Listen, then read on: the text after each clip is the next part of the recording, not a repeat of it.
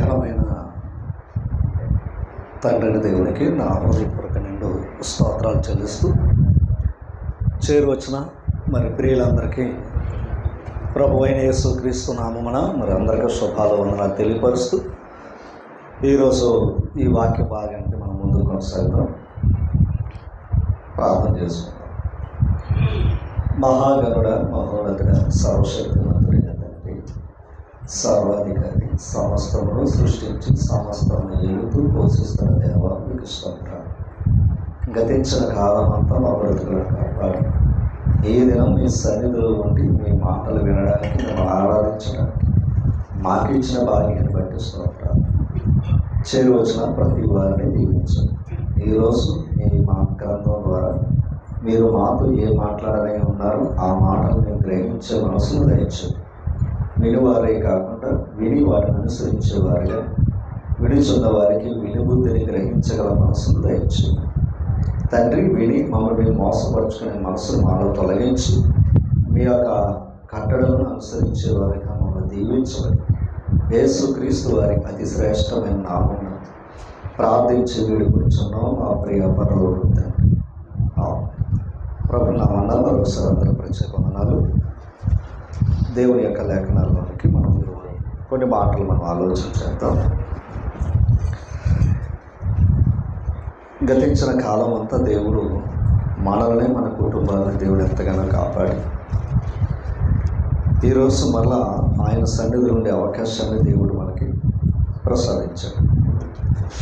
అయితే ఈరోజు మరి యావత్ ప్రపంచంలో, క్రైస్తవ ప్రపంచంలో ఈరోజు మరి మనం అందరూ చూస్తూ ఉన్నవారు, ఎరిగిన వారమై ఉన్నాం.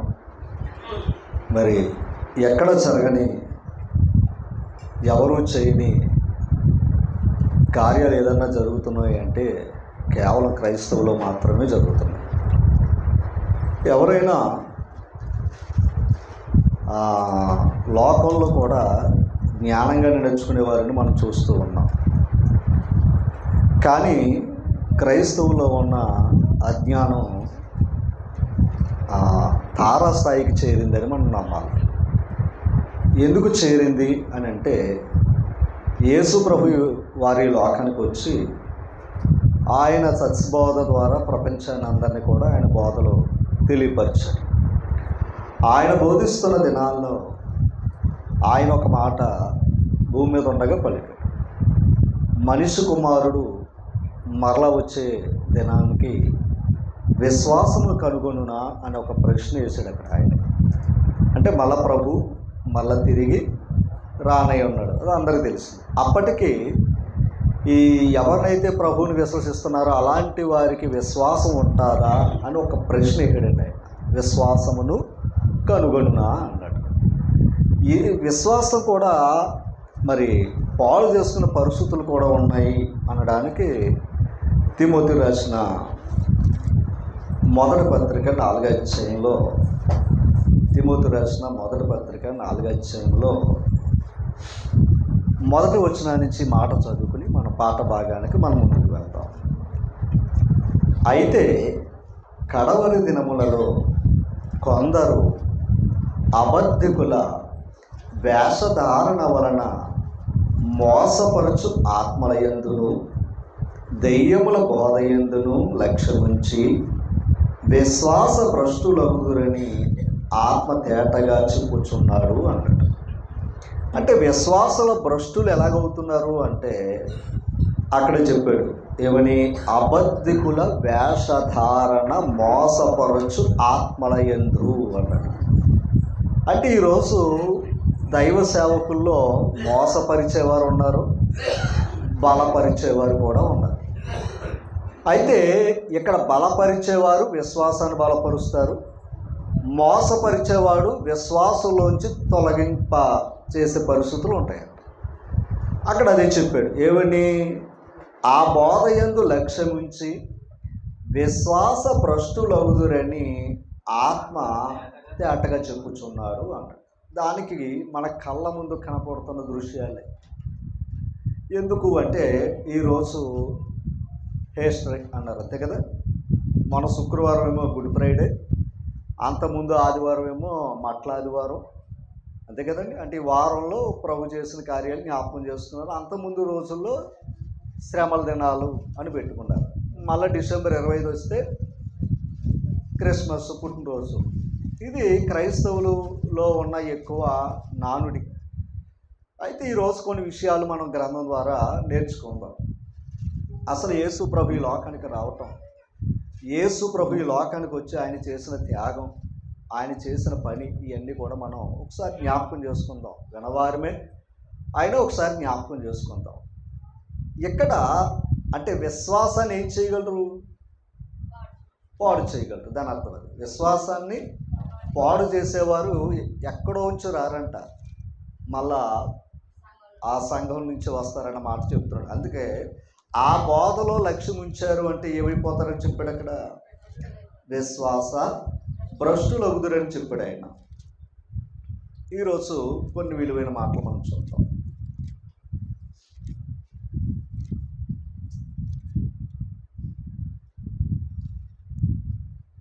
ఒకసారి మత్తయి సువార్త 23వ అధ్యాయంలో, మత్తయి సువార్త 23వ అధ్యాయంలో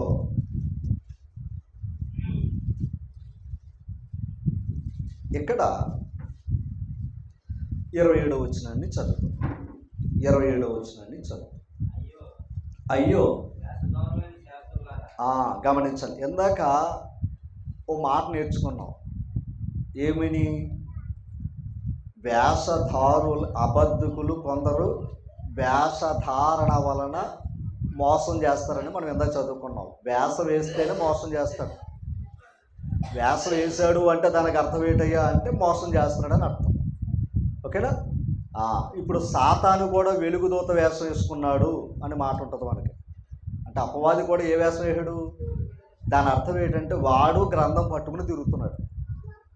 వాడు కూడా గ్రంథం పట్టుకునే తిరుగుతున్నాడు. దాని అర్థం అది. అంటే వాడు కూడా వాక్యమే చెప్తున్నాడు.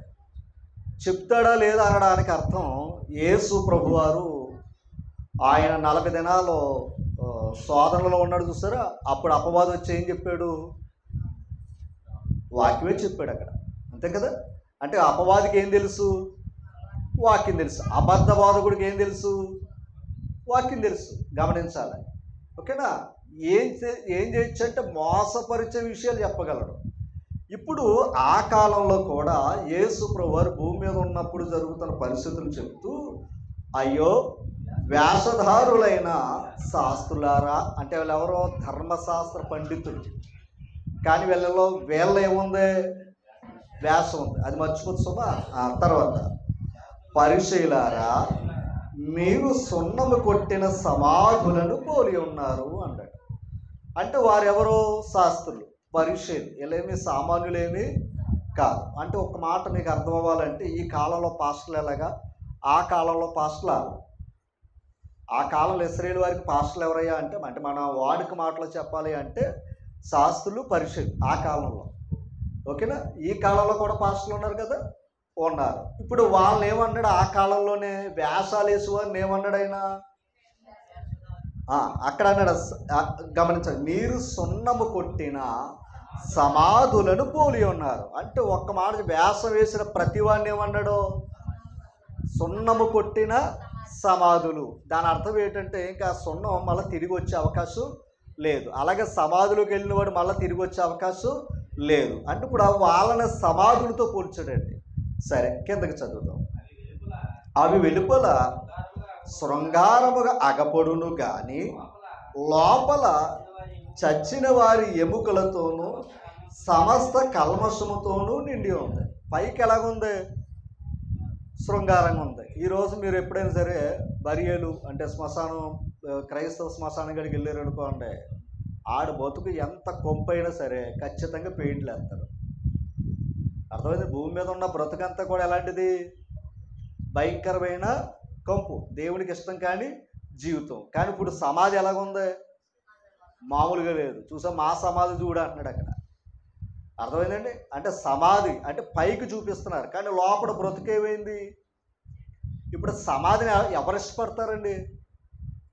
అమ్మా తర్వాత చదువుదాం. అలాగే ఇప్పుడు చెప్పాల, మీరు వెలుపల మనుషులకు నీతిమంతులుగా అగపడుచున్నారు కానీ లోపల వేషధారణతో అక్రమముతో నిండి ఉండిపోరు. లోపడంతా అక్రమంతో ఉన్నారు, వేషధారణతో ఉన్నారు, మనుషులు మోసం చేసే స్థితిలో ఉన్నారు అని చెప్పి తర్వాత, అయ్యో వేషధారులైన శాస్త్రులారా, పరిశీలారా, అండర్లైన్ చేయండి ఒకసారి, ప్రవక్తల సమాధులను కట్టించుచు నీతిమంతుల గోరీలను శృంగారించుచు మనము మన పితరుల దినములో ఉండిన ఎడల ప్రవక్తల మరణ విషయంలో వారితో పాలువారమై ఉండకపోదుమని చెప్పుకోదు. ఒక్క మాట చెప్పాలంటే, నీతిని చెప్పిన ప్రతి వారిని చంపేశారు వాళ్ళు. నీతిని చెప్పిన ప్రతి వారిని ఏం చేశారంట? వాళ్ళు చంపేశారట. చంపేసి ఇప్పుడు వాళ్ళు ఏమంటున్నారంటే, మనము చదవండి, మన పితరుల దినములో ఉండిన ఎడల వీళ్ళం ప్రవక్తల మరణ విషయంలో వారితో పాలివారమై ఉండక, అంటే అలా చంపేవారితో మేము ఏమై ఉండకుండా ఉండు, ఎందుకంటే చంపింది వాళ్ళ మేము మాత్రం కాదు అని అంటున్నారట. పాలివారై ఉండక ప్రవక్తల మరణ విషయంలో వారితో పాలివారమై ఉండకపోదుమని చెప్పుకుంది. ఇప్పుడు చూడండి, అందువలననే మీరు ప్రవక్తలు చంపిన వారి కుమారులై ఉన్నారని మీ మీద మీరే. ఇప్పుడు వీళ్ళు ఏం చేస్తున్నారు?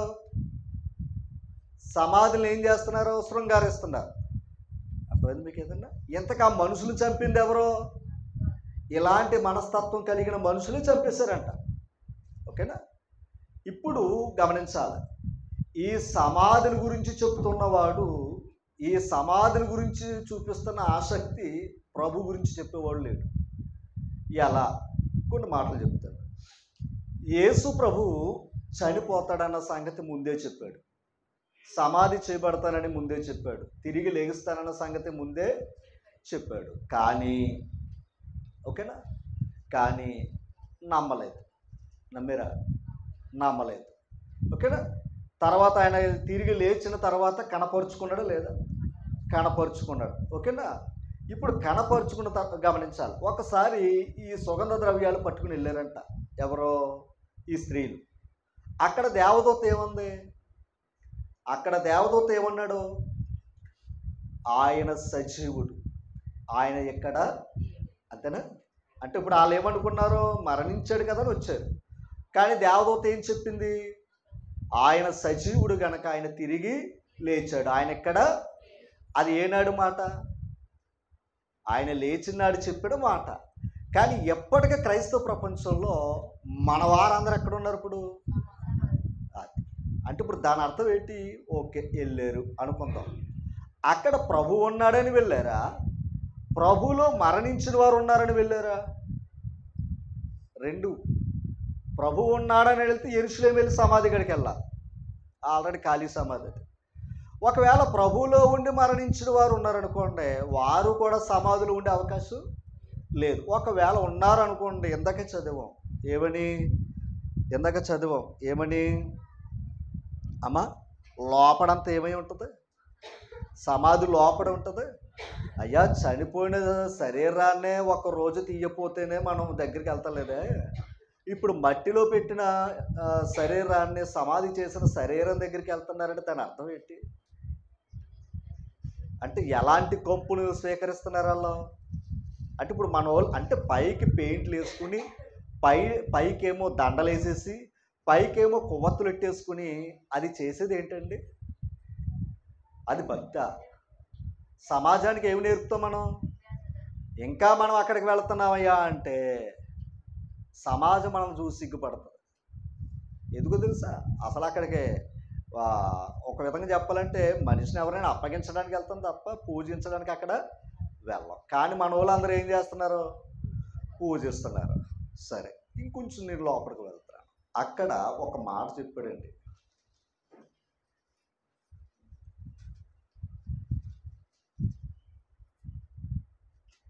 ఒక మాట ఉంది అక్కడ.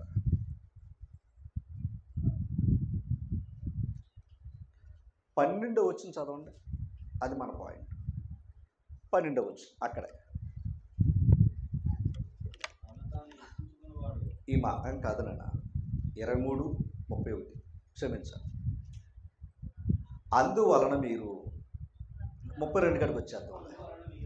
32 గడికి వచ్చారు. మీరును మీ పితరుల పరిమాణము పూర్తి చేయండి. అంటే ఇప్పుడు ఏంటి దాని అర్థం ఏంటంటే ఆల్రెడీ వాళ్ళకు కొలత వచ్చిందండి దేవుడు, మీ పని మీరు చేసుకుంటారా అని అన్నాడట.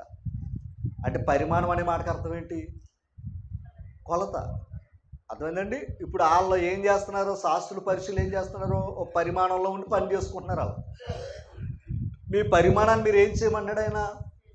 పూర్తి చేయండి అన్నాడు. అన్నాడా లేదా? అన్నాడు. వాళ్ళని అక్కడ పెడదాం. రోమపత్రిక 12వ అధ్యాయం. రోమపత్రిక 12వ అధ్యాయం తీసారా? 3వ వచనం మనసు పెట్టాల. తన్ను తాను ఎంచుకున్న దానికంటే ఎక్కువగా ఎంచుకొనక, అండర్లైన్ చేసుకోండి, ఇది సంఘానికి. అమ్మ, దేవుడు ఒక్కొక్కరికి విభజించి ఇచ్చిన, ఒక్కొక్కరికి ఏమి ఇచ్చాడంట? ఆయన విభజించి ఇచ్చాడంట. ఏమి ఇచ్చాడు? అది విభజించి ఇచ్చిన విశ్వాస పరిమాణం. అక్కడ పరిమాణం ఏంటి? మనుషులను చంపటం, అంతే కదా. వాళ్ళ శాస్త్రుల పరీక్షలు పరిమాణం ఏంటి? మనుషులు ఏం చెప్పడం, నీతి చెప్పేవాళ్ళు ఏం చేయటం. అందుకే ఆ పరిమాణాన్ని వారు ఏం చేస్తున్నారు? పూర్తి చేస్తున్నారు. ఇప్పుడు మనకిచ్చింది ఏంటయ్యా అంటే, సంఘానికి ఇచ్చిన పరిమాణం ఏంటంటే విశ్వాస పరిమాణం. మనకేమి ఇచ్చాడు? ఇది విశ్వాస పరిమాణము ప్రకారము. చదవండి. తాను, ఈ మాట విడ, తాను స్వస్థ బుద్ధి గలవాడగుటకే తగిన రీతిగా తన్ను ఎంచుకొనవలెనని నాకు అనుగ్రహింపబడిన కృపను బట్టి మీలో ఉన్న ప్రతి వారితో చెప్తున్నాను. అంటే ఇప్పుడు ఒక్కరికా అందరికా? అది ఒక్కరికా అందరికా? అందరికి గురించి చెప్తున్నాడు ఇక్కడ. అందరికి ఏముంది? విశ్వాస పరిమాణం ఇచ్చాడంట మనకి. అది మర్చిపోదు. అంటే విశ్వాసం కొలత ఇచ్చాడట. ఓకేనా? మనకేమిచ్చాడు అంటే విశ్వాస కొలత ఇచ్చాడు. ఇప్పుడు చదవండి. 4. ఒక్క శరీరములో మనకు అనేక అవయవములై ఉండినను ఈ అవయవములన్నిటికీ ఒక్కటే పని ఎలాగూ ఉండదో. ఒకసారి మనకంతా ఒకే పని ఉందా అవయవాలకి? ఇందాక ఒక ఆయన పాపం ఆవేశపడ్డాడు. ఆయన ఆ పని చేసినప్పుడు ఏమొచ్చింది? ఎందుకు వచ్చింది ఆ ఆవేశం? మీరందరూ కూడా కలిస్తే ఆ ఆవేశం తగ్గిద్ది. అయ్యో కదంటారా?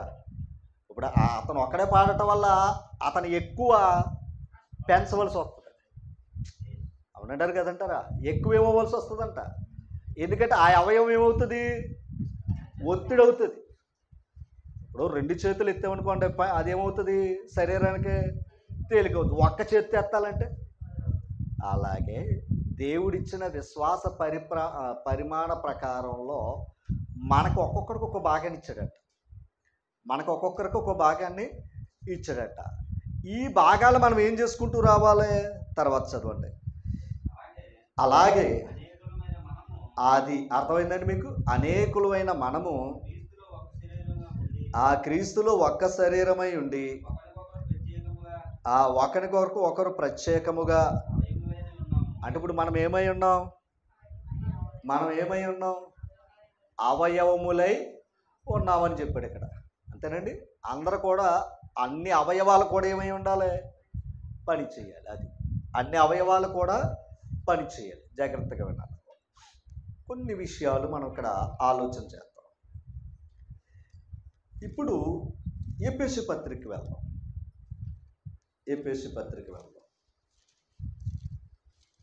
ఎఫెసీలు రాసిన పత్రిక 3వ అధ్యాయము 18 నుంచి చదువుడు త్వరగా. 18.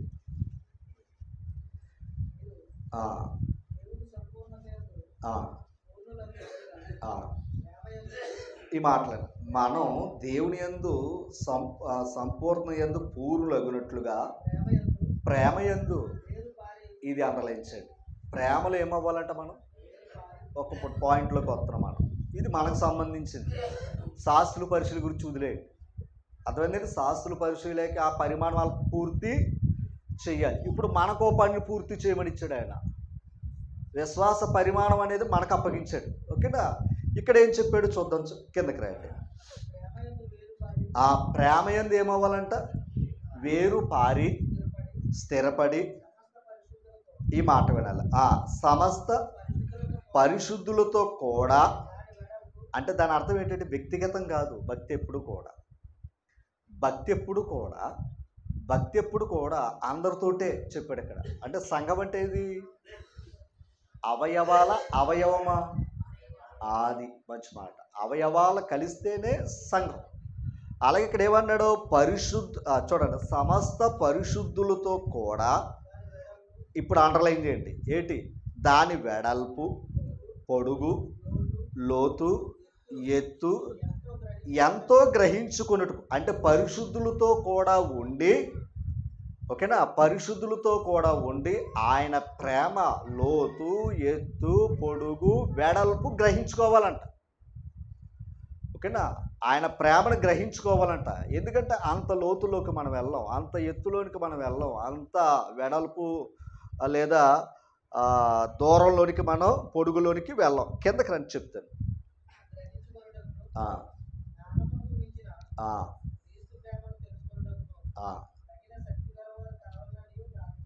ఆల్రెడీ ఆయన ప్రేమ తెలుసు కదా మనకి.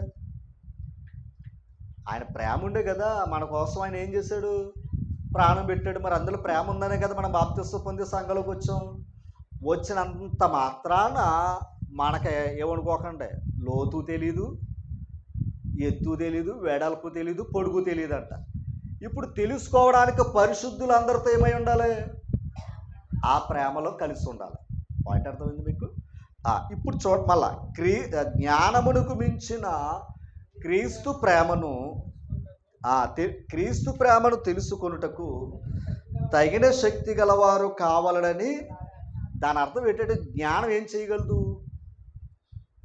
అతిశయిస్తుంది. జ్ఞానం ఉందనుకోండి ఖచ్చితంగా గర్వం వస్తుంది. ప్రేమ దోషాలని కప్పిద్ది. అర్థం అవ్వలేదా?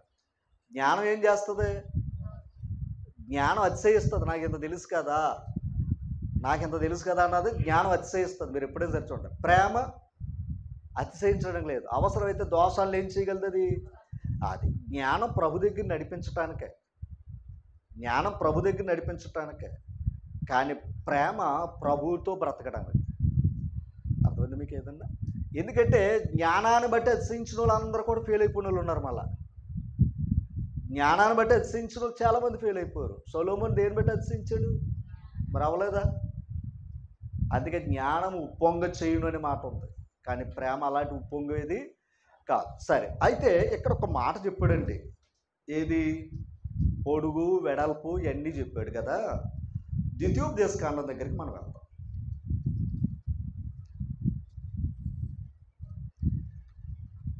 ద్వితీయోపదేశ కాండానికి వెళ్ళే ముందు యెషయా గ్రంథంలోకి ఒకసారి వెళ్దాం.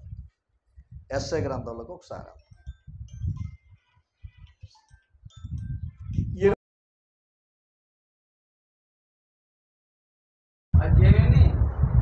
40 అధ్యాయము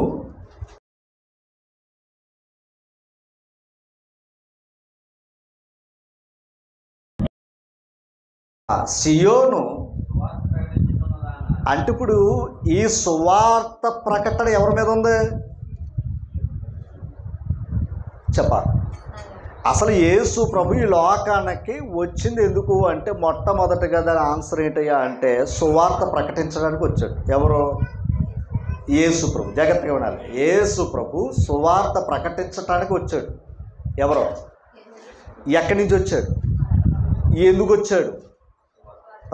అసలు ఆ సువార్తతో ఆయనకు పని ఏంటి?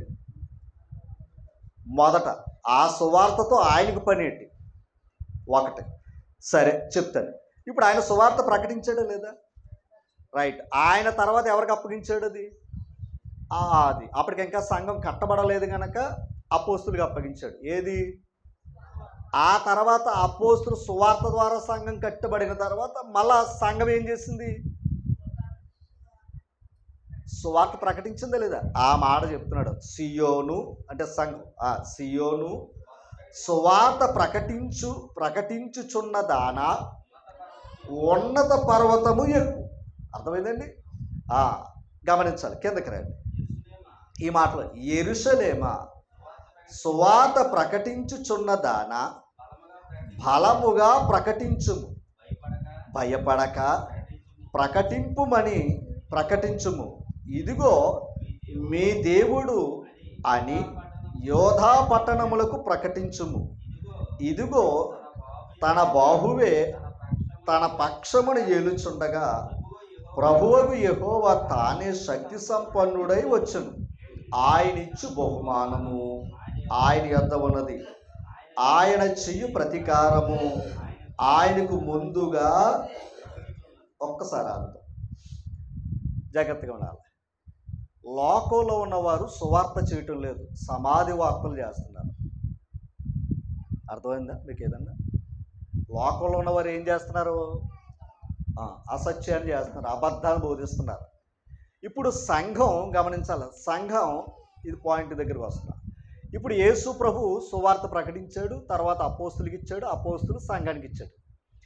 ఇందాక ఎఫెసీ పత్రికలో ఏమన్నాడు? విశ్వాస పరిమాణ ప్రకారంగా మనం నడుచుకోవాలన్నాడు. అంతేనా? రైట్. ఇప్పుడు పరిశుద్ధులందరితో కూడా ఉండి ఆయన ప్రేమ ఎత్తు, లోతు, వెడల్పు, పొడుగు ఇది గ్రహించుకోవాలని కోరాడు. ఆయన ప్రేమ గురించి మాట్లాడాడు. అంతేనా? ఇప్పుడు పరిశుద్ధులందరితో కూడా ఉంటే కానీ ఆ భాగ్యం అనేది తెలియదు. ఫస్ట్ అర్థమైందా లేదంటారా? పరిశుద్ధులందరితో కూడా ఉంటే కానీ ఆ లోతు, ఆ ఎత్తు ఏమీ మనకే తెలియదు. ఒకసారి ఇప్పుడు పరిశుద్ధులందరూ కూడా ఏం చేస్తున్నారు? ఇక్కడ ఏం చేయమని చెప్పాడు ఆయన? అది ప్రకటించాలి. కేవలం సువార్తికుడు ఒకటి పని కాదు అది. అలా అనుకున్నారు అనుకోండి మీకు బహుమానం ఉండదు. అలా అనుకున్నారు అనుకోండి మీకు జీతం ఉండదు. అలా అనుకున్నారు అనుకోండి ఆయన ప్రేమ విలువ మీకు తెలియదు. ఇన్ని ఉన్నాయి. మనం ఏమనుకుంటున్నామంటే వారు అక్కడ చేస్తున్నారు అనుకున్నారు, వాళ్ళ పరిమాణం అది. మరి మన పరిమాణం ఏది? మన పరిమాణం ఏది? విశ్వాసం. అంతేనా? చెప్పాలి, విశ్వాసమా కాదా? మరి విశ్వాసం అనేది ఎప్పటి వరకు కాపాడుకోవాలి? ఓకే, ఇప్పుడు విశ్వాసం ఏంటి? ఒక మాట పోనీ మీకు వాక్యం చూపిస్తాను చూడండి. ఆ మాట నమ్మండి. కొరింథీయులకు రాసిన మొదటి పత్రిక 15 అధ్యాయం తీసారా?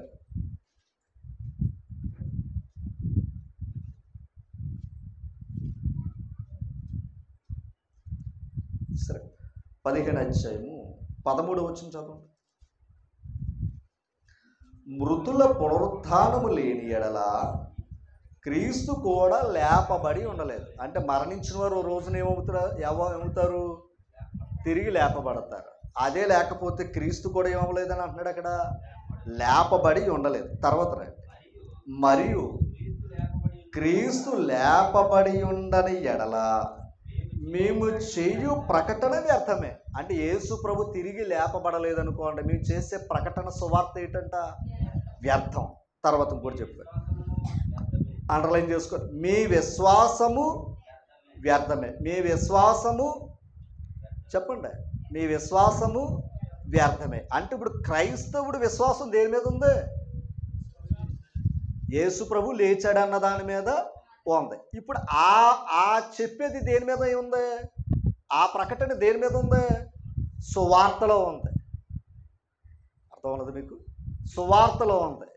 ఒక్క మాట, లోకానికి సువార్త ప్రకటిస్తే వాళ్ళు వింటారో వినలేదో తర్వాత విషయం, వాళ్ళ విషయం అది. కానీ సువార్తతో మనం లేవనుకోండి, మనకు విశ్వాసం ఉండదు. అర్థం కాలేదా?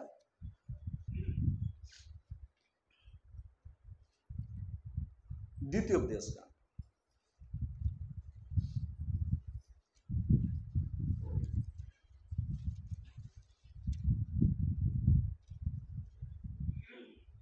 తీసారా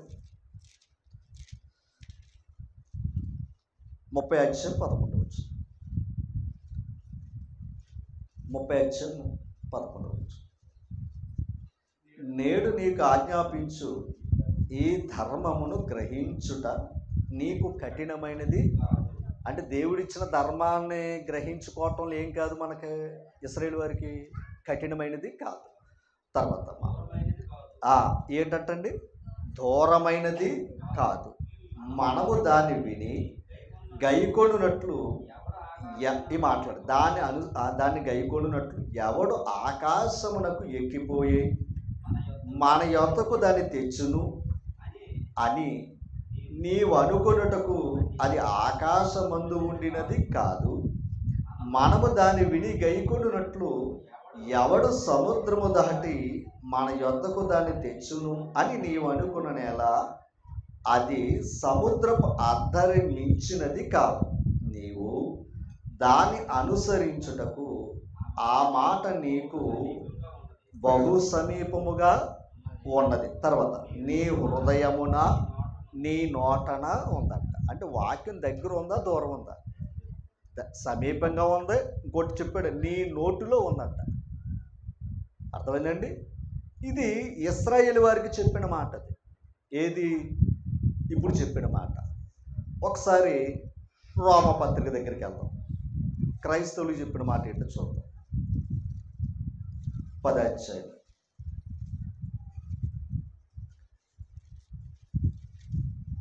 తీసారా? రోమపత్రిక 10వ అధ్యాయం 6వ వచనం ఈ మాట. అయితే విశ్వాస మూలముగా నీతి, అర్థమైందండి, విశ్వాస మూలముగా నీతి ఎలాగూ చెప్పుచున్నది. ఓకేనా అమ్మా? తర్వాత ఈ మాట వినాలి. ఇందాకేమన్నాడు? ఆకాశమునికి వెళ్ళి తేవాలా అన్నాడు. ఇందాక సముద్రం ఆతలు ఉందా తేవడానికే అని అన్నాడు. ఏది? పాత నిబంధన. అదే కదా వాక్యాన్ని. ఇప్పుడు ఆయన ఏమన్నాడు? అది ఆల్రెడీ ఆ మాట నీకు బహు సమీపంగా ఉంది, నీ నోటిలో ఉంది అన్నాడా? నీ హృదయంలో ఉందని చెప్పాడా లేదా? అంటే పాత నిబంధన కూడా ఎక్కడో లేదు, అది వారి దగ్గరే ఉంది. అవునా కదంటారా? పాత నిబంధన బోధ కూడా వారికి సమీపంగా ఉంది. రెండవది వారి హృదయాల్లో ఉంది, వారి నోటిలో ఉంది. ఇప్పుడు రోమపత్రిక 10వ అధ్యాయంలో చూస్తే ఇప్పుడు మళ్ళా చదువుదాం. ఏది? 7వ వచనం. ఎవడు పరలోకమునకు ఎక్కిపోవును అనగా క్రీస్తుని క్రిందకి తెచ్చుటకు. అర్థమైందండి? క్రీస్తుని క్రిందకి తెచ్చుటకు, లేక ఎవడు అగాధములోనికి దిగిపోవును అనగా క్రీస్తును మృతులలో నుండి పైకి తెచ్చుటకు అని నీవు ఈ హృదయంలో అనుకోవద్దు. అంటే ఇప్పుడు ప్రభు కావాలి అంటే పరలోకంలోకి వెళ్ళాడు, అక్కడికి వెళ్ళాలా? లేదు, ప్రభు మరణించి మృతుల లోకానికి వెళ్ళాడు, అక్కడికి వెళ్ళాలా అని మనం అనుకోవలసిన పని లేదు. ఓకేనా? అక్కడ అని నీవు అనుకోనవద్దు. అది ఏమని చెప్పుచున్నది ఇప్పుడు చదవండి. వాక్యము నీ యొద్దను, నీ నోటను, నీ హృదయములోను. ఇందాకన్నమాట. ఆనాడు ఇశ్రాయేలు వారికి కూడా వాక్యం ఎక్కడ ఉంది? సమీపంగా ఉంది, నీ హృదయాల్లో ఉంది, నీ నోట్లో ఉంది అన్నాడు ఆయన. దాన్ని ఏం చేయలేదు, అల్లో అనుసరించలేదు. అర్థమైందా? లోకంలో ఉన్న వారికంటే వీళ్ళ ప్రత్యేకపరుచుకున్నాడు, కానాను దేశం ఇస్తా అన్నాడు. కానీ వీళ్ళు ఏం చేశారు? ఆ వాక్యాన్ని ఏం చేయలేదు, వీళ్ళు అనుసరించలేదు గనక రాలిపోయారు. ఇప్పుడు లోకంలో వచ్చి క్రైస్తవులు కూడా ఆయన ఏం చేసుకున్నాడు? ప్రత్యేకపరుచున్నాడు. ఇప్పుడు కూడా వాక్యం దూరంగా ఉందా దగ్గరగా ఉందా? నాకు కావాల్సింది అది. దగ్గరగా ఉందా దూరంగా ఉందా? దగ్గరగానే ఉంది. ఓకేనా? అక్కడ చెప్పాడు చూడండి మరలా ఒక్కసారి అమ్మా. అదేమని చెప్పుచుందో, వాక్యము నీ యొద్దను, నీ నోటను, నీ హృదయములోను ఉన్నది. అంటే ఇప్పుడు పాతాళంలో ఉన్న వాక్యము లేదా పరలోకంలో ఉన్న వాక్యము అంటే యేసుప్రభే పాతాళానికి వెళ్ళాడా లేదా? చెప్పాలండి బాబు, పాతాళానికి వెళ్ళాడా లేదా? ఎందుకు వెళ్ళాడు?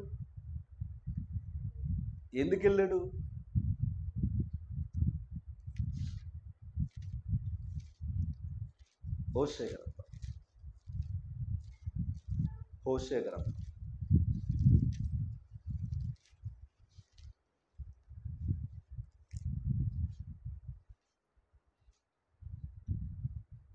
చూసారా 13 అధ్యాయం 751 పేజీ 14 వచ్చిన చదవండి. అయినను అంటలైంచండి, పాతాళ వశములో నుండి అంటే దేవునికున్న ప్రేమ ఎంత గొప్పదో ఒకసారి ఆలోచించండి. పాతాళము వశములో నుండి నేను వారిని ఏం చేస్తానంటున్నాడు ఆయన. అంటే ఇప్పుడు క్రీస్తు ప్రేమ ఏంటో తెలుసా? లోతు అన్నాం చూసారా, ఆ లోతు ఎక్కడి వరకు వెళ్ళింది? అదనమాట. ఆ పాతాళములో ఉన్న వారిని కూడా ఏం చేయాలండి ఆయన? అమ్మా విమోచించాలండి. ఇంతగా పాతాళంలోకి వెళ్ళేవారు ఎవరు? పాపం చేసేవారు. అంటే పాపం చేసేవారిని, పాతాళానికి వెళ్ళేవారిని ప్రాణం పెట్టి ఏం చేస్తున్నాడు ఆయన? అది ప్రేమ కాదా? పాతాళానికి పంపేవాడు ప్రేమగా కనబడుతుంది. అర్థమైంది మీకు ఏదన్నా? పాతాళానికి పంపే మనుషుల ప్రేమగా కనబడుతుంది. కానీ పాతాళములో ఉన్నవాడిని రక్షించటానికి క్రీస్తు ప్రేమగా కనబడతల. అర్థమైంది మీకు ఏదైనా వచ్చును? కిందకి రండి, మళ్ళా చదవండి. అక్కడ అయినను పాతాళ వశములో నుండి వారిని విమోచింతును, మృత్యువు నుండి చెప్పాలి. యేసు ప్రభు ఎందుకు వచ్చాడు? ఒక్కటి చెప్పండి, షార్ట్కట్లోకి వచ్చేద్దాం. మనం వాక్యం మన దగ్గరకు వచ్చిందా లేదా? మన నోటిలో ఉందా లేదా? మన హృదయాల్లో ఉందా లేదా? ఇప్పుడు ఉన్న వాక్యం మనల్ని అందరినీ సంఘంలో ఉన్నవాడిని ఏమన్నాడంటే, విశ్వాస పరిమాణ ప్రకారం ఉండండి. మీకు ఏదో కొలత కొలిసి ఇచ్చాను, ఆ కొలతలో మీ భక్తిని మీరు అనుసరించండి అని చెప్పాడు. ఇప్పుడు ఏమన్నాడు? పరిశుద్ధులందరితో ఏమై ఉండమన్నాడు? పరిశుద్ధులందరితో ఉండి ఏమన్నాడు? ఆయన ప్రేమ, ఆయన లోతు, ఎత్తు, వెడల్పు, పొడుగు అన్నాడా లేదా? చెప్పాలి, అన్నాడా లేదా? ఇప్పుడు ఆ ప్రేమను తెలుసుకోవాలంటే పరిశుద్ధులందరితో మనం ఏమై ఉండాలి? కలిసి ఉంటే కానీ అర్థం. ఓకేనా? రెండో విషయం చెప్తాడు. ఇప్పుడు ఆయన లోతు అర్థమైందా మనకి ఏదన్నా? మనం భూమి మీద ఉన్నాం, ఆయన లోతు మనకు తెలియదు కదా. మనం చచ్చిపోయి పాతాలని వెళ్తే తెలుస్తుంది ఆ లోతు ఏంటో అని. ఆయన ప్రేమ ఏంటో చనిపోయిన తర్వాత వెళ్తుంది. గమనించాలి. ఇప్పుడు ఆ లోతు నుంచి ఆయన కాపాడాడా లేదా? అంటే మన భూమి మీద ఉండగా మరణించకుండా ఆయన వాక్యం మన దగ్గరికి వచ్చి ఏం చేసింది? కాపాడింది కదండి. పాతాళానికి వెళ్లకుండా నేను కాపాడిందే లేదా? ఇప్పుడు ఆ లోతు కనబడతలేదా? క్రీస్తు ప్రేమ లోతు కనబడతలేదా? అమ్మా కనపడతలేదా? కనబడితే పర్లేదు, కనబడతలేదా అన్నాను అందుకే. అమ్మా ఇంకొక మాట మీకు చూపిస్తాను చూడండి.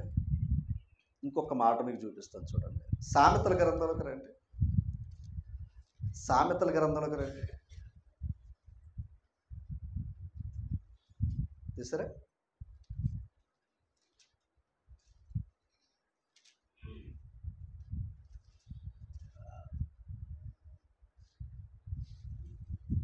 పదిహేను 24 15-24 చూడండి.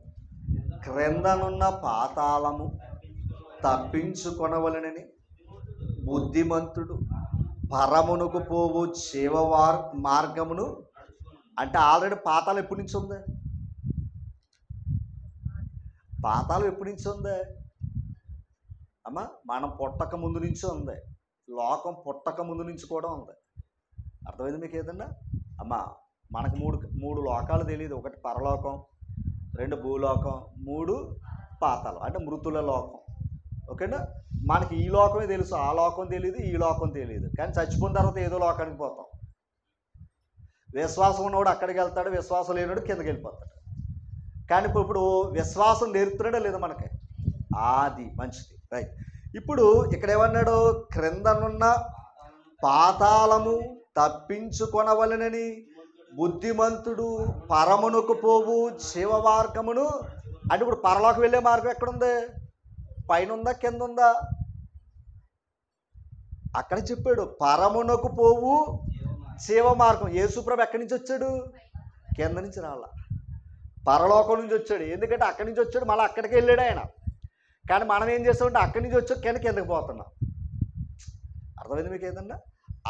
గమనించాలి. ఇది చెప్తున్నాడు. ఇప్పుడు సామెతల గ్రంథం 23:13.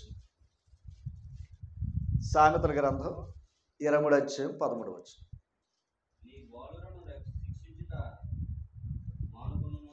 ఏంటంట?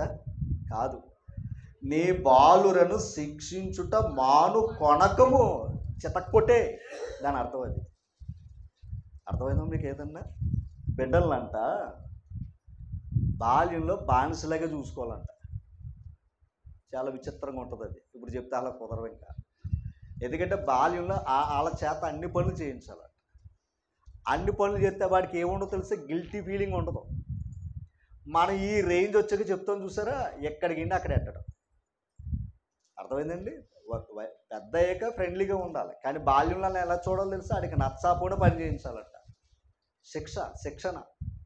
అర్థమైందండి? ఆడు ఏమనుకుంటాడని మనం ఫీల్ అవ్వకూడదంట. ఆ తర్వాత ఇబ్బంది పడతాం మనం. అదే చెప్తాడు ఇక్కడ. నీ బిడ్డలు ఏం చేయమన్నాడు? శిక్షించుట. ఆ తర్వాత చెప్పాడండి, బెత్తముతో వాడిని కొట్టిన ఎడల, అంటే ఖచ్చితంగా ఏం చేయాలి? తప్పు చేస్తానే ఏం చేయాలి? కొట్టాలి. ఎందుకంటే ఖచ్చితంగా తప్పు చేస్తూనే ఉంటాడు నరుడు. మన ముందు చేయడము కానీ మన వెనకాల మాత్రం ఖచ్చితంగా చేస్తాడు. కానీ ఏం చెయ్యాలి? కొట్టాలా కొట్టొద్దన్నాడా? కొట్టాలి. అది చూసుకోండి.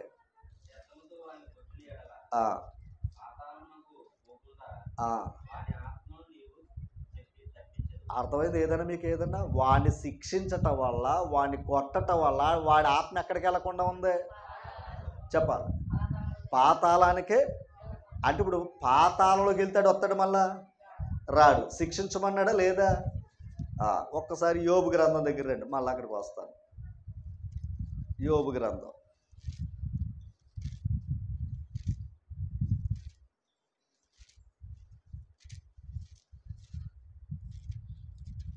తీసారా? 21వ అధ్యాయం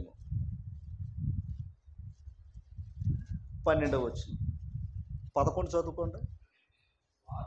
వారు తమ పిల్లలను మందలుగా బయటికి పంపుదురు లోకంలోనికి. సువార్తకి ఎవడు రాడు. తర్వాత వారి పిల్లలు మామూలు యాక్టింగ్ కాదు. మహేష్ బాబు, పవన్ కళ్యాణ్ ఇలా మించిపోయి చేస్తాడనమాట మన ముందు. అర్థమైందండి? చేస్తాడా చేయడా? ఎందుకంటే లోకమే నటన. నువ్వు ఎక్కడికి పంపావు? మరి అది నేర్చుకోపోతే మన ముందు అందరు నీతిమంతులే, కానీ అది చేసి అన్నీ చేస్తాడు. అప్పుడు తెలుస్తుంది మనకి అమ్మా. తర్వాత వారి పిల్లలను నటనము చెయ్యుదురు, తంబూర స్వరమండలము పట్టుకుని. పార్టీలు అనొచ్చా అనకూడదంటారా? పార్టీలు అనొచ్చా? ఈ మాట చూసి పార్టీలు అనొచ్చా అనకూడదా? అందుకే మన బిడ్డలు పార్టీలకు వెళ్ళినంత ఆసక్తి సువార్తకు రారు. తర్వాత రండి, స్థానికనాదం విని. డీజే పెట్టుకోకూడదు అక్కడ. డీజే అనొచ్చా అనకూడదా అంటున్నానండి.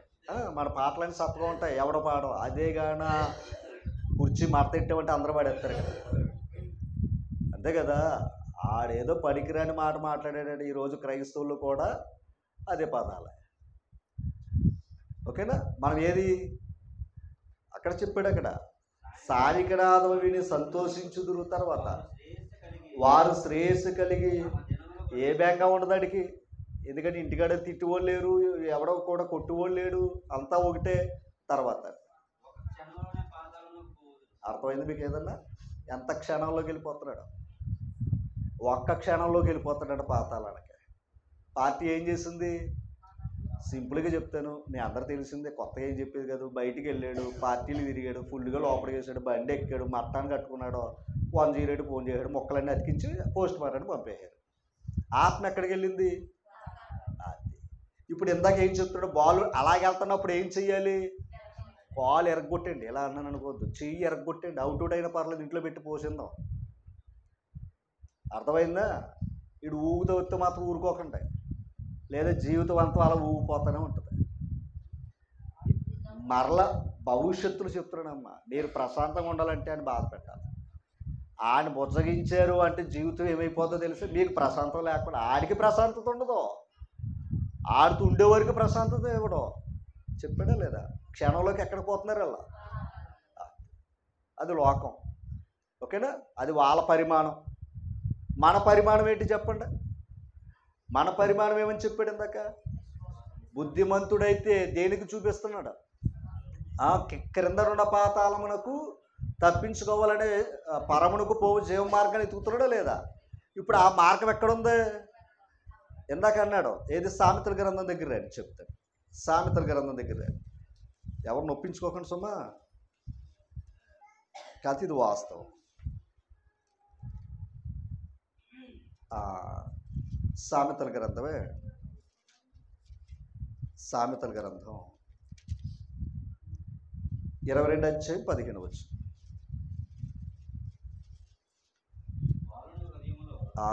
బాలుని హృదయములో మూఢత్వము స్వాభావికముగా. ఒకసారి ఈ వారకడ పిల్లల్ని ఎలా కొట్టువారు? బొడ్డుని బాదినట్టు బాదివారు అప్పుడు, అంతేనా? అప్పుడు బలంగా ఉన్నారు కనుక అలా కొట్టువారు కనుక ఆడు తట్టుకున్నాడు తప్పు చేయడానికి భయపడేవాడు, అంతేనా? ఇప్పుడు అంతా కూడా ఏమైపోయింది? ఆడు బలహీనుడే, మనం కూడా గట్టిగా అంటే బాగోదని మనం అంటలేదు. కానీ వాస్తవం ఏంటంటే మరలా ఒక కుటుంబ విలువలు గాన బిడ్డలకు నేర్పకపోతే ఆస్తులు సంపాదించుకోవచ్చు, కానీ విలువలు మళ్ళా రావు. ఎవరికి ఇవ్వాల్సిన గౌరవ మర్యాదలు ఇవ్వాలి.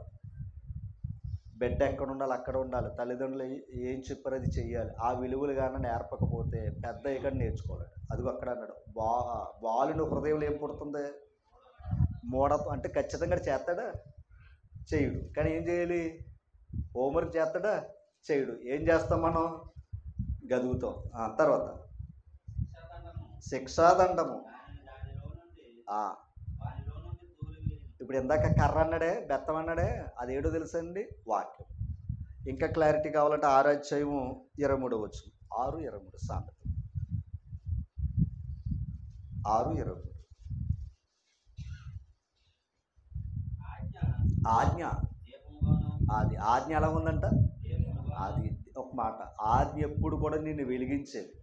నువ్వు దాంతో ఆటలాడుకుంటే నష్టపోయేది నువ్వే. అంతే కదండి? దీపం నువ్వు దాన్ని జ్ఞానంతో మసులుకుంటే అది నేను వెలిగింతుంది. దాంతో ఆటలాడితే, వెటకాలంగా తీసుకుంటే నాశనం చేసేది ఏది? అదే. తర్వాత ఆజ్ఞ దీపముగాను ఉపదేశము వెలుగుగాను ఉండును. అది అర్థమైంది. ఇప్పుడు శిక్షార్థమైన గద్దింపును అంటే ప్రతిసారి దేవుడు ఇక్కడ మనల్ని అందరినీ ఏం చేస్తున్నాడు? నిజం చెప్పండి, ప్రతి మాట గద్దింపు కాదా? ప్రతి మాట హెచ్చరిక కాదా? ప్రతి మాట కూడా మనల్ని ఏం చేస్తున్నాడు? భయపెట్టినట్టు లేదా? ఏమా ఆలోచన చేయాలి. సరే, ఇప్పుడు మనం ఇక్కడ క్రిందనున్న పాతాళం ఉందా లేదా? ఆ కాలంలో యేసుప్రభు రాక మునిపే ఉంది. గమనించాలి. ఇప్పుడు పాతాళానికే గమనించాలి, వెళ్ళకుండా యేసుప్రభు రాకముందు కూడా కాపాడలేదైనా? కాపాడలేదా? చెప్పాలి. కాపాడలేదు చెప్పమంటారా? లోకసు వార్త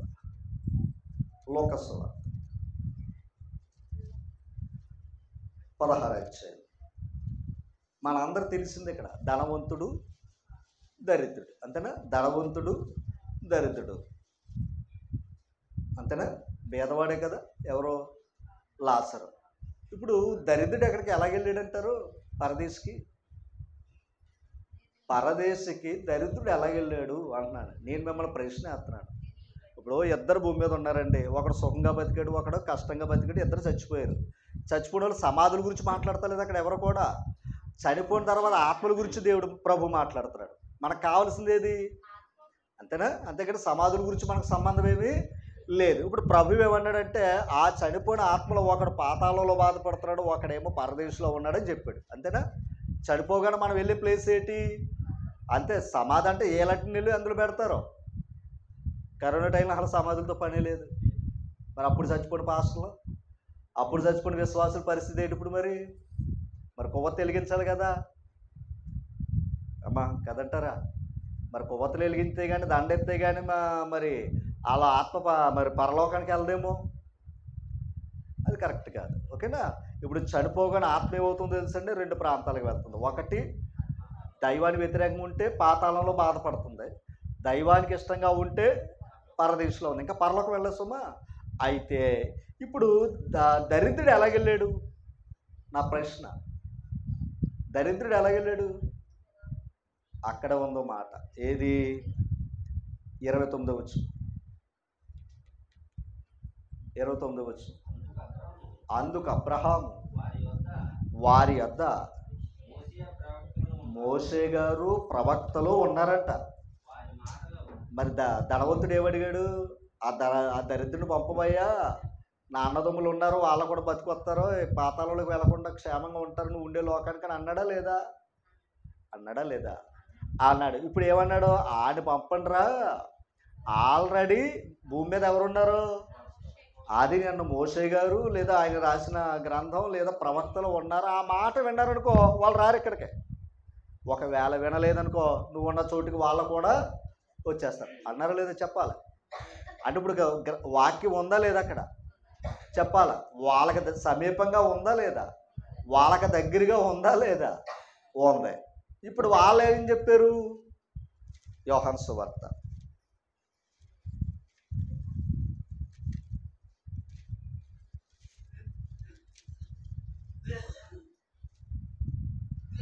20 వెళ్ళిపోతలే.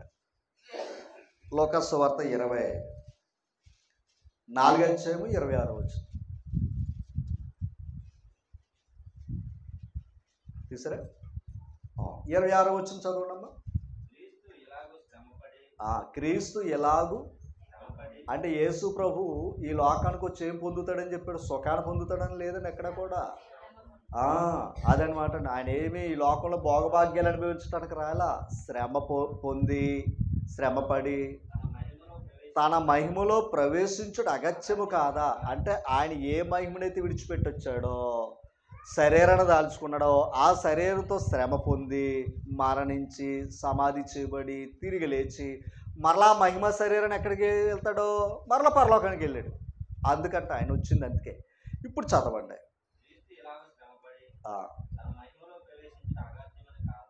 అని చెప్పి ఇప్పుడు చదవండి 27. మోషేయు సమస్త ప్రవక్తలను మొదలుకొని లేఖనములన్నిటిలో తన్నుగూర్చిన వచనముల బాబు వారు చెప్పాడంట. ఏమర్థమైంది ఇప్పుడు? ఎందాక దరిద్రుడు చనిపోయాడు. దరిద్రుడు చనిపోయి పరదేశంలో ఉన్నప్పుడు ధనవంతుడు బాధపడుతున్నాడు. అబ్రహాం గారు ఏం చెప్పాడు? అక్కడ భూమి మీద ఎవరున్నారు? మోసే ప్రవక్తలు ఉన్నారు అని అన్నాడా? ఇప్పుడు వాళ్ళ మాట వింటే వీడు అక్కడికి రాడు అని అన్నాడా లేదా? రైట్. ఇప్పుడు మోషే గారు ప్రవక్తలు ఎవరి కోసం చెప్పారు భూమి మీద ఉండి? అది ఎందుకో తెలుసా? క్రీస్తు ఒక్కడే పాతాళం నుండి తప్పించగలడు. ఓకేనా? క్రీస్తు ఒక్కడే పాతాళం నుండి. అంటే క్రీస్తు ప్రభు భూమి మీద రాక మునిపే నమ్మి చచ్చిపోయారు వాళ్ళు. విశ్వాసము గలవారే మృతి పొందిరంటారు. అర్థమైందండి? ఇప్పుడు దేన్ని నమ్మారు వాళ్ళు? విశ్వాసమును. అర్థమైందండి? ప్రభు వస్తాడని నమ్మారా నమ్మలేదా? నమ్మారు. అదే విశ్వాసం. చూసేవాడు అది విశ్వాసంతో సంబంధించింది కాదు. పాయింట్ అర్థమైందా మీకు? ఏదన్నా అమ్మా, అబ్రహాం గారికి సువార్త ముందు ప్రకటించబడ్డదా లేదా? చెప్పాలి. ప్రకటించబడ్డదా లేదా? ప్రకటించబడ్డది. అంటే సువార్త అనేది ఎక్కడ ప్రకటించబడ్డది అన్నాడు? అబ్రహాం దగ్గర ప్రకటించబడ్డది అన్నాడు. ధర్మశాస్త్రం ప్రవక్తలందరూ కూడా ఎవరి కోసం చెప్పారు? యేసుక్రీస్తు గురించి చెప్పిన ప్రతి మాట సువార్తే. అందుకే వినుట అదనమాట.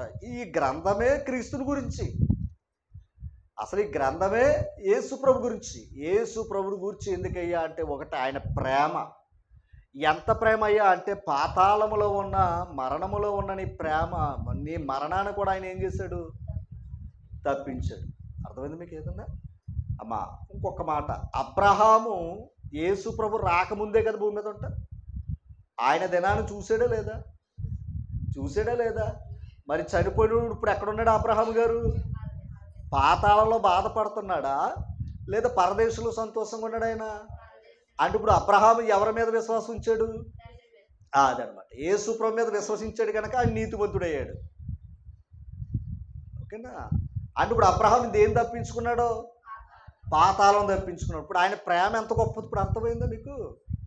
అమ్మా, ఇప్పుడు ఇంకొక మాట. ఎంత వెడల్పు ఎంత దూరం అన్నాడు. అసలు ఎక్కడో ఉన్న సువార్త ఎక్కడికి రావాల్సిన పని ఏంటి? ఎక్కడ జరిగింది ఈ చరిత్ర అంతా? ఎక్కడ జరిగింది? మరి అక్కడి నుంచి ఇంత దూరం ఏంటి? ఇంత పొడిగా ఏంటి? ఇంత వెడల్పు ఏంటి?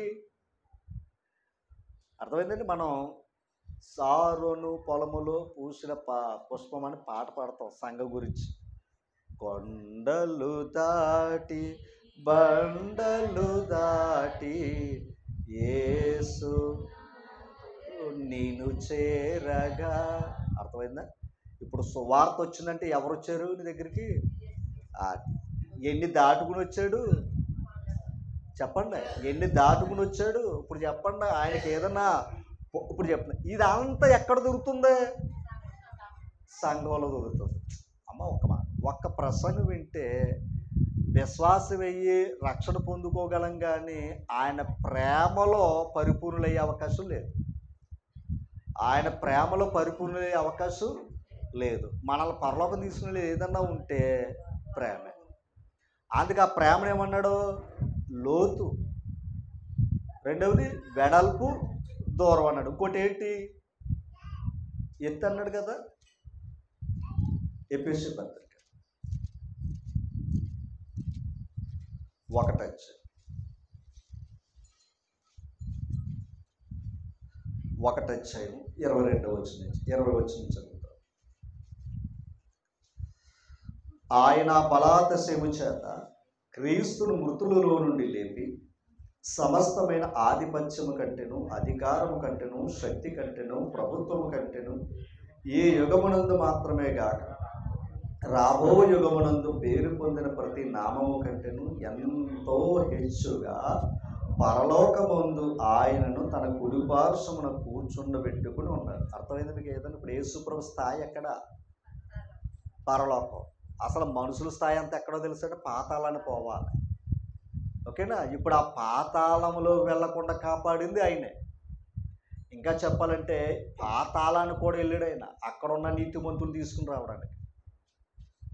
అర్థమైంది మీకు ఏదైనా? పాతాళంలో యేసు ప్రభు భూమి మీదకి వచ్చినప్పుడు పాతాళంలోనే ఏది పరదేశం ఉండేది, నీతిమంతులు ఉండేది. ఇప్పుడు ఆ నీతిమంతులు తీసుకుని వచ్చి ఇప్పుడు ఎక్కడెట్టాడు తెలుసా? ఇప్పుడు పరదేశం ఎక్కడుంది? 3వ ఆకాశం ఉందట. ఒకప్పుడు క్రీస్తు ప్రభు రాకమునుపు ఈ నీతిమంతులు ఎక్కడున్నారు తెలుసా? ఈ పాతాళంలో ఒక భాగం. అందుకే అగాధం ఉంది. వారికి వీరికి మధ్య ఏముంది?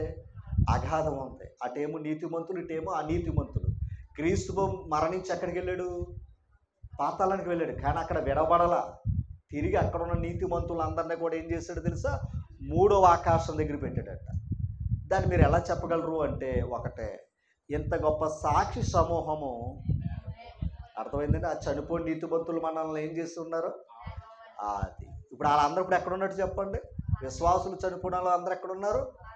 అది ఇప్పుడు యేసు ప్రభువు వచ్చినప్పుడు ఈ మొదటగా ఉన్నవారు ఆయన దగ్గరికి వెళ్తారు.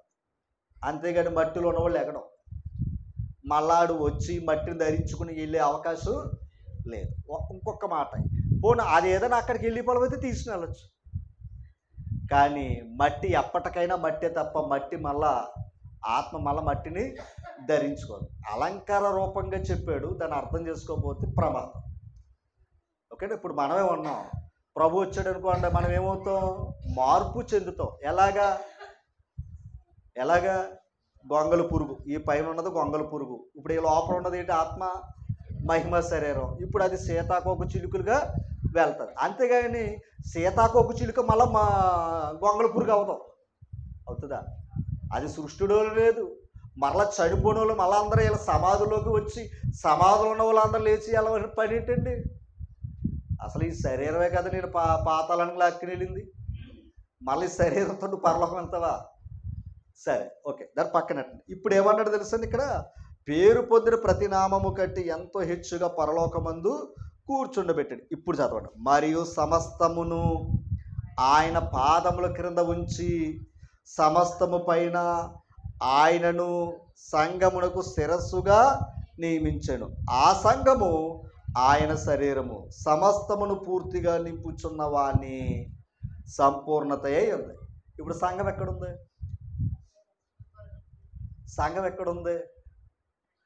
మనకు కనబడేది ఇక్కడే. కానీ సంఘాన్ని ఎక్కడెట్టాడు తెలుసండి? సమస్తము పైన ఉంది. అర్థమైంది మీకు ఏదన్నా? ఇందాక చెప్పాడు, విశ్వాస వీరులందరూ మన చుట్టూ ఏమై ఉన్నారు? వాళ్ళు ఎక్కడున్నారన్నాను? 3వ ఆకాశం అని అన్నాడా? ఇప్పుడు సంఘం ఎక్కడుందో తెలుసా? ఇక్కడ జరిగే ఆరాధన ఇక్కడ కాదు. మీకు ఇంకో కోణం చెప్తాడు, అర్థమైపోతుంది.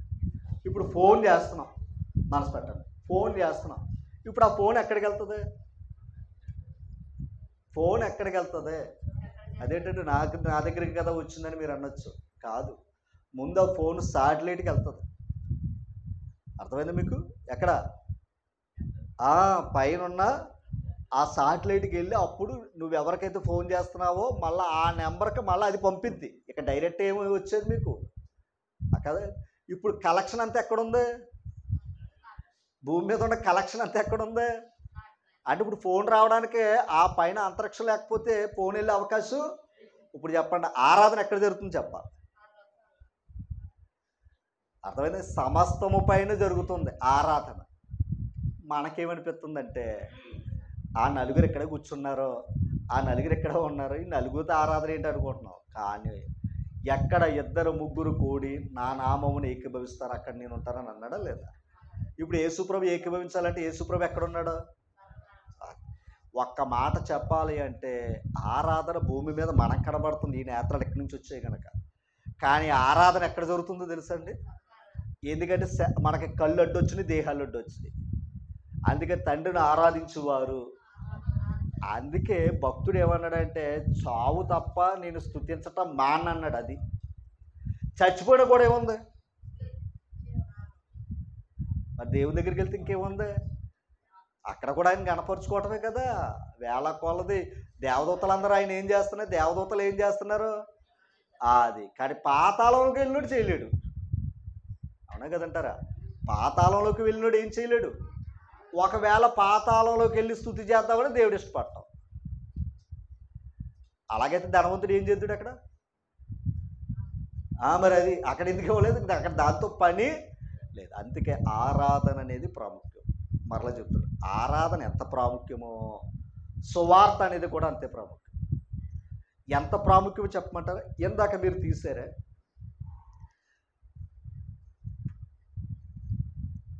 ఒకసారి లేవి కాండంలో ఒక మాట ఉంది, 19 అధ్యాయం, త్వరగా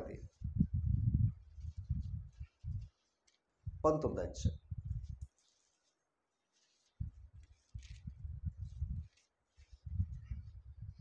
15 వచ్చు.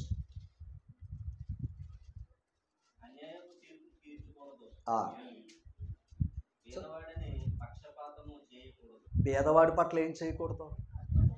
మరలా చెప్పండి, పేదవాడి పక్షం ఏమి ఉండకూడదు? పక్షపాతం. పక్షపాతం అనే మాటకి అర్థం ఏంటి? స్వార్థం. అంతేనా? పక్షపాతం అనే మాటకి అర్థం ఏంటమ్మా? స్వార్థం అనే కదా దాని అర్థం. పేదవాడి పట్ల ఏం చేయకూడదు? పక్షపాతం ఉండకూడదు అన్నాడు.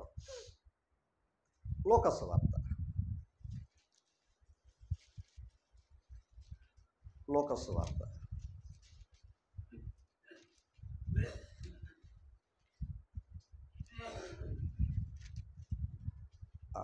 6 అధ్యాయము 20 వచనం. 6:20. 6:20. అంతటా పారజూచి చదవండి. ఏంటంట? బేదలైన మీరు. వాళ్ళు ఏదైనా బేదలు అనుకున్నారా అపోస్తులు? వ్యాపారవేత్తలలో. అవునా కదంటారా? చెప్పండి, వ్యాపారవేత్తలే కాదా? మరి బేదలు అంటాడేంటి? బేదలైన మీరు ధన్యులు. అది ఇప్పుడు దేవుని రాజ్యం ఉన్నవాడు ఎవడో ధనవంతుడు, దేవుని రాజ్యంలో లేనివాడు ఎవడో బేదడే. అర్థం అవ్వదా? ఇప్పుడు బేదలు లోకంలో ఆహారం లేనివారు ఎవరు? బేదలు. వాక్యం లేనుడు అంబానీ కూడా ఎవరు? రేపు పొద్దున అడుక్కుంటాడు అక్కడ. ఎక్కడ వాక్యం లేదనుకోండి అంబానీ కానీ సరే, రేపు పొద్దున అక్కడ బేదవాడే. ధనవంతుడు ఎలా అడిగాడు? అదే అడుక్కున్నట్టు కదా అక్కడ. ఇప్పుడు చెప్పండి, ఇప్పుడు బేదల ఎడలు ఏం చూపించకూడదు అన్నాడు ఇందాక మనల్ని? మంచిది. అంతేనా? బేదల ఎడలు ఏం చూపించొద్దు అన్నాడు. అలాగని ఇందాక మనం చదువుకున్న యెషయా గ్రంథం 40 అధ్యాయంలో యెరూషలేమా సువార్త ప్రకటించుదానా, బలముగా ప్రకటింపుము, భయపడక ప్రకటింపుము, ఇదిగో మీ దేవుడు అని యోధా పట్టణమునకు ప్రకటించు. ఇదిగో తన బాహువే తన పక్షమును ఏలుచుండగా ప్రభువు యెహోవా తానే శక్తి సంపన్నుడే వస్తున్నాడు. అంటే ఇప్పుడు ఎవరి పక్షాన వస్తాడు యేసు ప్రభు? దేవుని పక్షంగా వచ్చాడు. అవునా? మత్తయి సువార్త 12 అధ్యాయం. మత్తయి సువార్త 12 అధ్యాయం తీసారా అమ్మా 30 వచనం.